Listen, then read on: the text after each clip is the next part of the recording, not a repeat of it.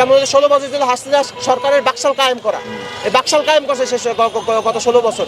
কেউ কথা বলতে পারতো না, কেউ একটা নিজের মতো একটা পোস্ট দিতে পারতো না, সাথে সাথে পুলিশ চলে আসতো বাসায়।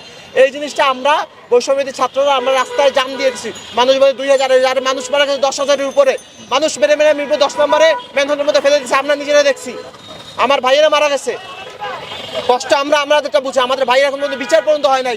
কারা মারছে তারা সবাই সেফ এক্সিট। বাংলাদেশে সেফ এক্সিটের মতো খারাপ জিনিস আর নাই। সেফ এক্সিট একটা দেশের স্বৈরশাসক যে 16 বছর যে শপথ করছে, সে কিভাবে সেফ এক্সিট পায় বাংলাদেশ থেকে, কিভাবে তার সকল মন্ত্রীরা যারা দিনের পর দিন এই কাজগুলো করছে তারা কিভাবে সেফ এক্সিট পাবে বাংলাদেশ থেকে। অনেকে বলছে ভারতীয় স্ট্রাকচার অভ্যন্তরে আছে, এই জন্য পেয়ে গেছে। আমরা কি পারি না? আমাদের কি তেলের অভাব আছে? আমাদের কি গ্যাসের অভাব আছে? আমাদের দিনাজপুর প্রতিটা জায়গায় আমাদের গ্যাসের কোনো অভাব নেই। আমরা ভারত থেকে কেন বন্দী? চারদিকে বর্ডার থেকে 7 সিস্টার তো আমাদের।